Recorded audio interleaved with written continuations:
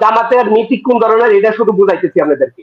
কিছু নারী আছে ব্যবসা করে, এরা দেহ ব্যবসা করে। এই জামাত হচ্ছে ঠিক ওই নারীদের মতন, এরা সুবিধা মতো এদের সুবিধা দেখানো হইব, ওই সিজনকালীন ওই মতোই এরা সুবিধা পরিবর্তন করে নেবে এইরকম সাহস তারা পাচ্ছে না। সমন্বয়ক বা উপদেষ্টা যারা আছে এরা হয়তো সবকিছু বুঝতে পারছে যে আগামীকালকে কারা মাঠে নামতে পারবে বা কারা নামবে, তারপরেও তাদের মানে সাহস হচ্ছে না তাদেরকে আটকানোর মতো, কারণ এরা তো সব এক জায়গায় ছিল। পরামর্শ দেওয়া যোগ্য না, তারপর আমি দিই। আপনারা কেন্দ্রের থেকে মানে বড় নেতার থেকে একদম লোকাল পর্যায়ের নেতা পর্যন্ত পৌঁছাই দেন যে যার এলাকায় চাঁদাবাজি হবে কোন দলে সেটা না, ওই এলাকার কোন বড় নেতা বিএনপির পদে থাকতে পারবে না যদি তোমার এলাকায় কোনো চাঁদাবাজি হয়, হোক শহর হোক গ্রাম। এই একটা নির্দেশ কড়াভাবে জারি করেন। আর জামাতের উদ্দেশ্যে আমি কিছু কথা বলতে চাই। এরা এখন এমন একটা পন্থা বাইছা নিছে যে সরকার দীর্ঘমেয়াদী থাকুক, আর সরকার এদের পিছনে আছে সমন্বয়ক, যে মানে যদি আওয়ামী লীগ আসতে চায় আওয়ামী লীগকে বিএনপি টাকাইব, আর আমরা দীর্ঘদিন থাকতে গেলে বিএনপির কিছু নামদারি চাঁদাবাজি করবো, বিএনপির বদনাম হইব, বিএনপির ডুবতে থাকবো, এই ধরনের একটা নীতি নিচ্ছে। তো এই ধরনের নীতি থেকে লাভবান কে হবে? লাভবান বিরোধীরা ওই আওয়ামী লীগও হবে। এই প্রফেসর ইউনূস স্যার যদি ছাত্রদের উপরে নির্ভর করে, এই ছাত্রলীগ কিন্তু আমার একটু সময় দিতে হবে।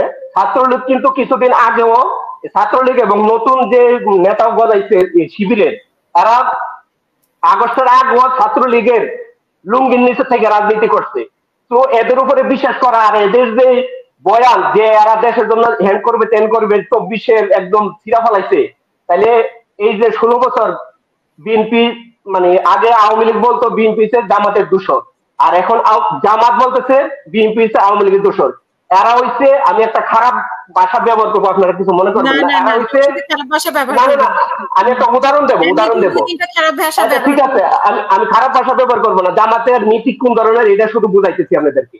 কিছু নারী আছে ব্যবসা করে, এরা দেহ ব্যবসা করে। এই জামাত হচ্ছে ঠিক ওই নারীদের মতন, এরা সুবিধা মতো এদের সুবিধা দেখানো হইব, ওই সিজনকালীন ওই মতোই এরা সুবিধা পরিবর্তন করে। তো এদেরকে সতর্ক করে দিতেছি, এইসব নীতি থেকে যদি দূরে সরে না দাঁড়া, তাহলে পরিণতি শেষ এমন হবে আর কোনোদিন এই দেশে ওই জিয়াউর রহমানের হাত ধরে যেমন নাগরিকত্ব পাইছিল এবং নিবন্ধন পাইছিল, আর কোনোদিন এই দেশের নাগরিকত্ব পাইব না, নিবন্ধনও থাকবে না। বর্তমান বাংলাদেশের পরিস্থিতির উপরে এটা আমরা যারা দীর্ঘদিন লড়াই সংগ্রাম আন্দোলন করে আসলাম, এখন আসলে আমাদের মানে সামনের সারিতে যাদেরকে দেখছি আমরা, আসলে এই জায়গায় একটু আমাদের ত্রুটি আছে। এই ত্রুটিটা আমাদের বিএনপি কে সমাধান করতে হবে। সমন্বয়কদের উদ্দেশ্যে যেটা বলবো, আওয়ামী লীগ এখনো কিভাবে মাথা চাড়া দিয়ে ওঠে, কিভাবে লিফলেট গুলা বিতরণ করে, এটার মূল কারণ সমন্বয়ক যারা হয়েছিল তাদের ভিতরে অনেকেই ছাত্রলীগ ছিল, তারা তো ছাত্রলীগ থেকে সমন্বয়কে চলে আসছে। তো তাদের সাথে একটা যে তারা যে ডাইরেক্ট অ্যাকশন নেবে এইরকম সাহস তারা পাচ্ছে না। সমন্বয়ক বা উপদেষ্টা যারা আছে এরা হয়তো সবকিছু বুঝতে পারছে যে আগামীকালকে কারা মাঠে নামতে পারবে বা কারা নামবে, তারপরেও তাদের মানে সাহস হচ্ছে না তাদেরকে আটকানোর মতো, কারণ এরা তো সব এক জায়গায় ছিল।